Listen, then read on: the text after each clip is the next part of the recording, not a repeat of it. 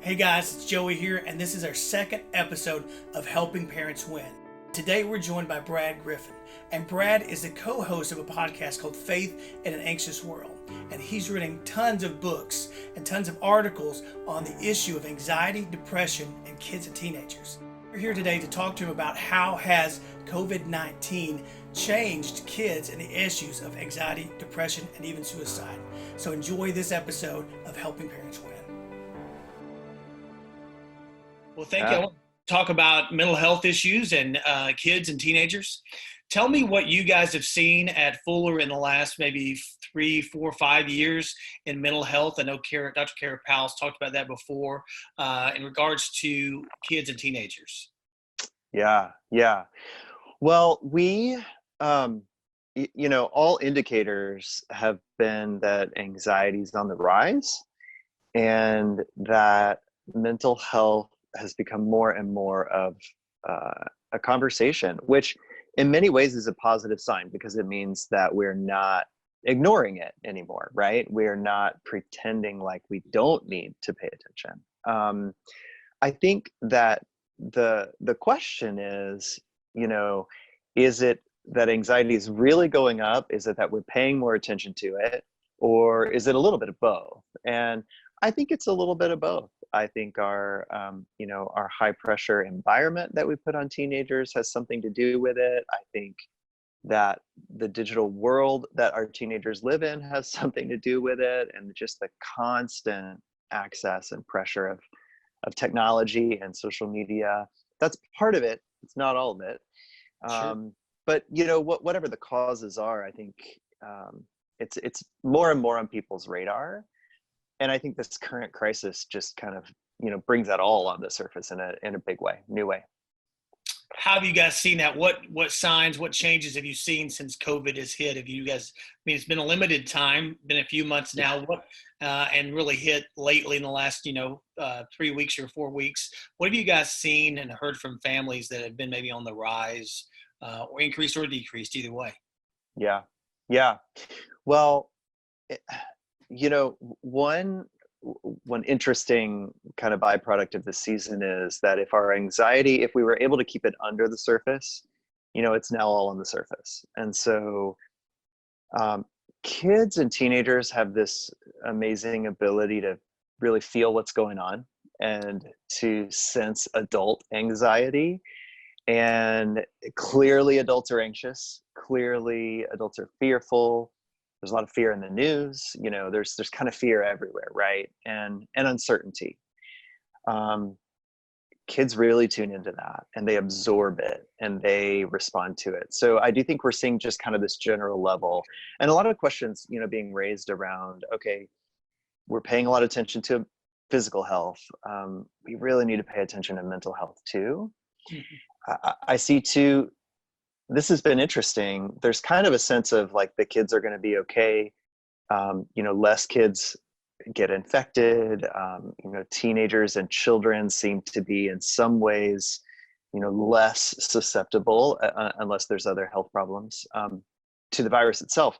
But I think what maybe we're not paying attention to is the mental health realities. I have 3 kids who we've now been all at home for 2-3 weeks here in California. And, that weighs on kids in a lot of ways. I have a senior in high school who's watching, her senior year just get swept away. Prom and all the senior things, including graduation, which we still don't have an answer on what's going to happen or not for graduation.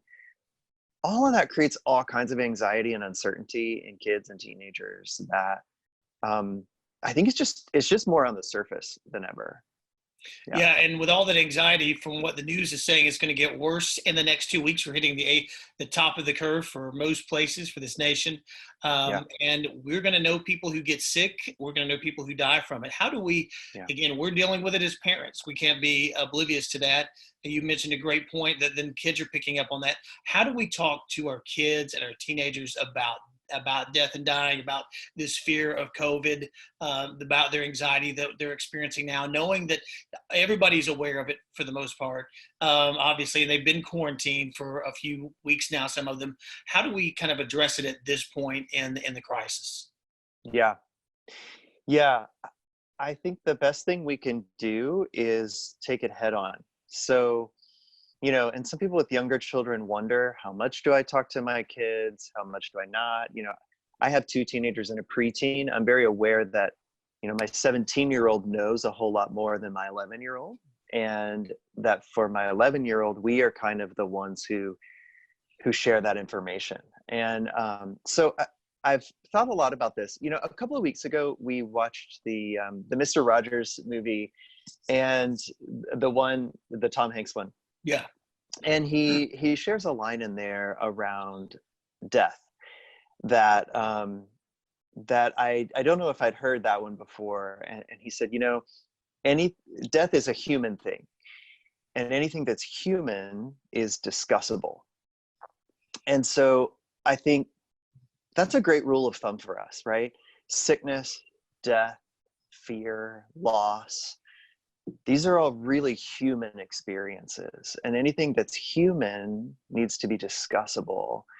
And we can make that discussable on the level that, children can understand or kind of take in. But I think even for young kids, to be straightforward about what's happening, and in a just a plain way, and even to name the uncertainty, because, back to what we talked about earlier, our kids are absorbing our anxiety anyway. And so if we can just be straightforward about what that anxiety is about, what that fear is about, it really helps our kids a lot. And yeah, we are going to know people who will die. And that has already happened in my family. And that's been, it's compounded because grief is complicated right now. We can't get together with people. We can't hug people. We can't mourn in the ways that we would normally mourn. And to be able to say those things out loud, and even to say for ourselves, like, gosh, this is hard for me right now. I wish I had a better way to, I wish I could go hug, that friend or that family member. I think for us to say some of those things out loud, it actually will really help our kids to process. Yeah. And to know when it's beyond us, quite honestly, for our kids I think for us to ask them, hey, there's a lot right now. It's really heavy. Would it help you to talk to somebody else? Is there someone from church? Is there an older friend or mentor? Or would it be helpful if we, find somebody, maybe a counselor, a therapist who we could get on the phone with during this time? Because all of us kind of need extra help from time to time. And this certainly might be one of those times. Yeah, and as a parent, I've got 3 kids too. I know that I'm not always the best to pick up on that my kids may be struggling more than I realize, and then it kind of something major happens, and I'm like, wow, I didn't know they were depressed. I didn't know they were struggling like that. What are some signs that parents should be looking out for that their kids are really struggling more than normal, whatever normal means, but maybe they're starting to have anxiety develop, they're starting to maybe deal with depression? What are some things that parents should be looking for? Yeah. This is often a tough one, especially with teenagers, because, one of the rules of thumb is anything that's sort of out of the ordinary for this teenager, or that seems more intense than normal. Well, if you live with teenagers, you know that normal can be all over the map depending on the teenager. And so, it really, I think, asking what's more intense than normal, and maybe for more than a day or so, so if it's kind of a sustained, heightened intensity, or that they're just having trouble managing day to day. I had 2 of my kids who never got out of their pajamas yesterday. They did schoolwork at home all day long in their pajamas. I think that's fine, right? But, let's say you have a kid who goes a week, and not only do they not get out of their pajamas, but they're really struggling to get out of bed. They're struggling to function. They can't focus. They are, you can tell that there's really something different going on. Those are some signs that it's time to check in. ask how they're doing. One, I think often parents are afraid to ask, because we're afraid it might, I don't know, raise questions or anxieties they don't have. But a lot of times when kids need help, they don't know how to, speak out. They don't know how to say something. They may not even realize they need help. So just asking them, and one easy way is just to say, all right, you seem a little down, or you seem anxious, on a scale of 1 to 10. How can you just kind of rate your anxiety for me, or can you rate your sadness for me, or whatever it is you feel like they need to rate. Let them kind of tell you, oh, this is more like a 5, or this is feeling like a 7 or 8. That can be one way to start. That's great. Yeah. And we probably, unfortunately, have a few more weeks of this. I'm just thinking of, are there proactive things before we get to the point of being like, oh, now I'm beginning to notice that they're not getting out of their pajamas, or they're not showering, or they're struggling. Maybe they're not reaching out to their friends. What are some proactive things that parents can do before they get to the point of worrying about it that would help to help the kids' mental health during this Yeah. quarantine? Yeah, great question. Well, one is to try to keep regular rhythms going as much as possible in this really disruptive time.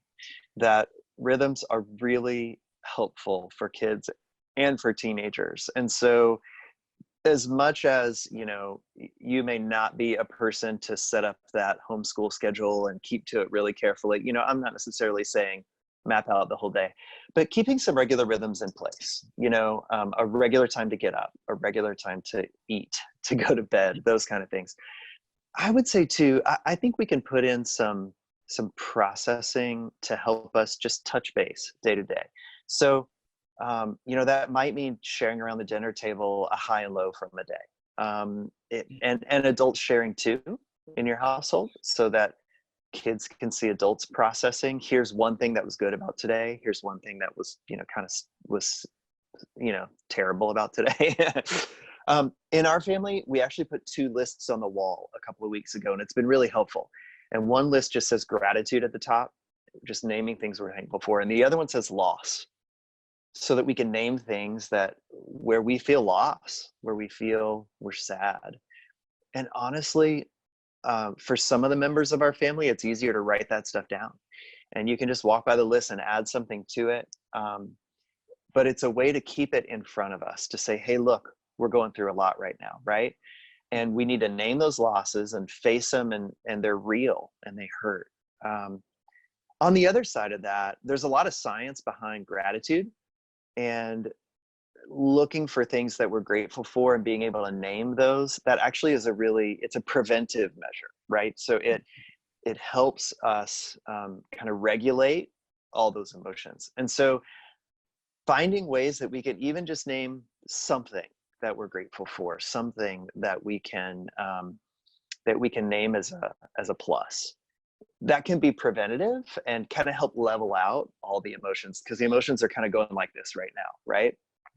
And so being able to kind of put some of those levelers in.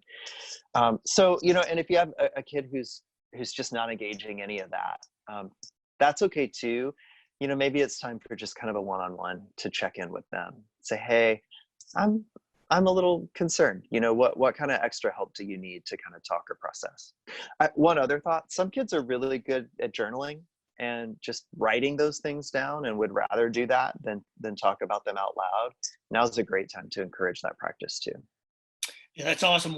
I'm thinking about things that maybe as a dad, we're not always perfect. And so sometimes we do things that we shouldn't do that are actually hurting our kids' mental health. And moms are the same. We tend to do things, we get frustrated. Again, we have anxieties and we're quarantined. We're away from, our normal life.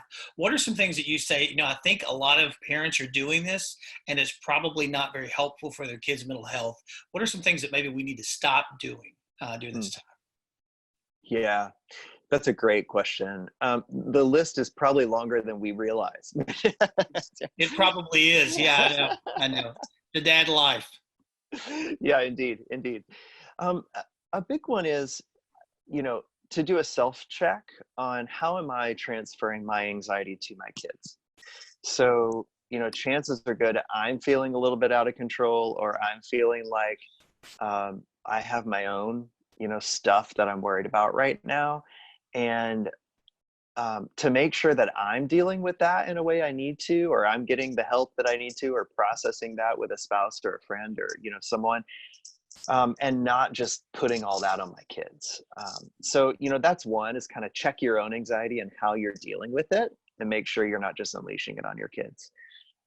Another is, the school pressure that now maybe we've been checking in from time to time, or we've kind of been hands off because the teachers are tracking that, or, our kids are tracking that on their own. I think a lot of parents are now kind of hovering in the school space and feeling a lot more like, oh, I need to be on top of this, or it's now all on my shoulders, or I got to check in all the time. I would really encourage parents to kind of check that, to the extent we can. Obviously, in some cases, we need to be more hands-on, than we used to be. But as much as we can kind of back off the pressure and get in a space where we're giving them space with school, that's good, and helping them self-regulate. Those are the first two that really come to mind right now. The other would be, especially if you have teenagers typically need a little more space on their own and a little more, space behind a closed door. They might need that now more than ever because they're with you all the time. They didn't ask for that. You didn't ask for that. I have a senior in high school who's right at the point where she's ready to really individuate, and she's ready to get out on her own and be more independent than ever. And right at that time, she's stuck with us all the time. So it's hard to figure out how to give that independence. But for those older kids, maybe even having those conversations. Hey, we're together all the time now, but how can I help you, have that space that you need? Yeah. And for some younger kids, they're really having a hard time expressing. They don't understand what's going on. They're struggling a bit. They're typically showing up in unhealthy ways, meltdowns, door slamming, screaming. What are some things that parents can do to help navigate that with some younger kids that are having really struggles to express the frustrations that they're dealing with right now? Yeah. This is a really great time to help our kids name the emotions they're feeling. So sometimes if we can name it, we can disarm it. We can take away some of its power by calling it what it is. And just the other day I said in my home, hey, we're all feeling a lot of anger right now. And we're angry for a lot of reasons. And those reasons, they make a lot of sense, right? And the anger is understandable. We have to figure out how to not just take all the anger out on each other, because we're feeling angry about this thing over here, but what's happening is you're screaming at me, right? and one of my kids said, well, who else do I have to take it out on? There's no one else to take it out on. And that kid was right, and we kind of laughed at that point of like, well, yeah, you're right. Okay, so then what can we do, right? How can you take out your anger in some ways that don't hurt someone who's right here? So maybe that means you need to go outside and go for a run. Maybe it means you need to go pound a pillow. Maybe it needs, however you can deal with that. So I think helping our kids name what they're feeling and helping them find more productive ways to process those. Because what we can't do is just tell them to stuff it. It's not going to go away. They got to be able to work it out. And right now, more than ever, we're all kind of stuck. So it's more and more challenging. So I think coming up with creative ways for them to get that out, which especially for younger kids, quite honestly, a lot of it's going to be finding ways to help them move their bodies physically and work some of that out. So working some movement into our days is going to be really, really important for emotional regulation. Yeah. Yeah. And every mom has probably said, stop doing that activity because we can't go to the ER right now. They've all had that line. Everybody's at least thought that we can't go to the hospital. It's a bad time to do that. We're, seeing all of this, and it pops in our mind that, boy, maybe they need to talk to a counselor. Mm-hmm. How do we navigate during this time? Maybe we would sign them up to talk to a counselor, but that avenue may not be there, or at least in the same way that it once was. What would you say to that? What should we be looking out for? Like if we're going, I'm really concerned. I feel like I need to get professional help for this child, and it needs to happen pretty close to like right now. What can we do in that regard? Yeah, yeah. Mental health services are really scrambling to keep up with this moment, and that's real. And so I also have heard quite a bit about mental health services, local counseling centers that are all really working to begin providing those services remotely. So I would say be proactive, check in about what is and isn't available.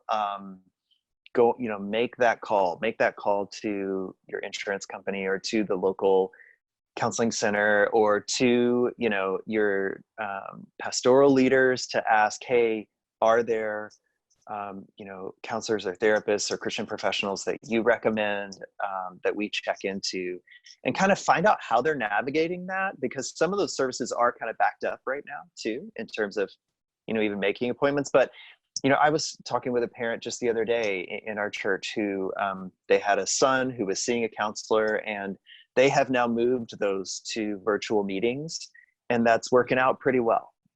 So I know that those services are happening, and I just would say, don't be afraid to make the call. Don't be afraid to look into it, and again, even to frame it for your kids of, we all need a little extra help sometimes, and especially right now. A lot of adults and a lot of kids are feeling like they need a little extra help right now. It's better to get help than not. And some kids are maybe doing well, maybe even better during this time. What would you say? And they're getting a little bit of anxiety about when the whole thing opens back up and you go back to school. And there's certainly going to be for most of them, a long time between now and August when they go back, some of them. So what would you say to them or to parents about how do you navigate some of that? They're doing well and they're fearful of going back after they've adjusted to this routine. Yeah. Yeah. I also, some of our team members at Fuller Youth Institute have young kids, and a couple were just sharing yesterday. They were saying, man, my kids are having the time of their life. They're so happy that school is not on, or preschool, or, that they're so happy that they're not going to daycare. And, that's really interesting because maybe they're getting really used to having, parents at home. They really like the extra time and attention, and they will, it will kind of raise some anxiety about going back. I think with young kids, it's so much take it a day at a time and kind of figure out where they are now. I would say that paying attention to how our kids are processing this over time is going to be pretty important. But I think we can reassure them that there'll be a time when things get back to normal, and normal might look a little different than normal looked before. We don't know yet exactly what that'll be like, but to help them prepare for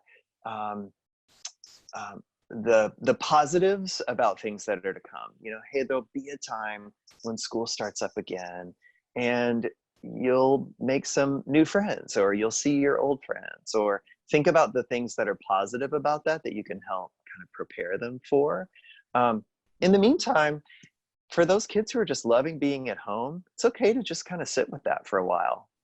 Just let them enjoy this time that they get to not be so pressured, and to not have to push out the door every morning, and help them name the things that they like about this. It's okay to just kind of sit with that for a while. That's good. And now we only got a couple more minutes. I just want to get, what are your, maybe some final thoughts that you have, maybe something we didn't discuss that you said this is really important during this time for parents that are seeing depression, anxiety, maybe even seeing some level of self-harm. What are some last thoughts you would leave parents with? Yeah. A couple of nights ago, we were trying to sit down for dinner in my home, and it was just chaotic. There were people yelling at each other, and there were things, it was just sort of chaotic. And sometimes in those moments, one of us, my wife or I will just say, okay, let's just stop for a minute. Just try to take a deep breath. And sometimes we need to ask a couple of times before that actually happens. But the power of breathing is so important. Our bodies, when we get into this kind of state of anxiety, the triggers in our brain, that go off, they can actually keep us from breathing, keep us from getting enough oxygen, can keep our pulse racing. And that can often get, especially, teenagers, into this kind of spin, into the really negative stuff. Helping our kids learn how to just stop and breathe can be one of the most important skills we give them, to say, hey, look, when you're feeling that anxiety, when you're feeling it start to well up, stop, take a couple of deep breaths, just sit for a minute. Actually, breathing deeply can trick your brain into calming your body down. And sometimes that's as much as they need, right? Or stop and drink a glass of water. Man, for a middle schooler, for a middle school body and brain, the difference between drinking a glass of water and not, it sounds silly, but so I guess I would say these kind of basic, like, emotional regulators, we need them now more than ever. And when those things don't help, again, just don't be afraid to call. If you've got a gut reaction that you sense something is up with your kid, don't be afraid to check in on that. Don't be afraid to call for help. There's no shame in asking for help. That's great. Yeah, breathing, focused breathing, drinking water, getting help. I think those are three great things that every family can do that are so basic. Thank you so much for your time today. I love your books and the impact they've had on my life, and the research that you guys do for parents right now is just so critical. So thank you guys for all that you do at Fuller. Yeah, thanks so much. Thank you. It's great to be with you. Good to be with you guys, and you have a good day. All right, you too.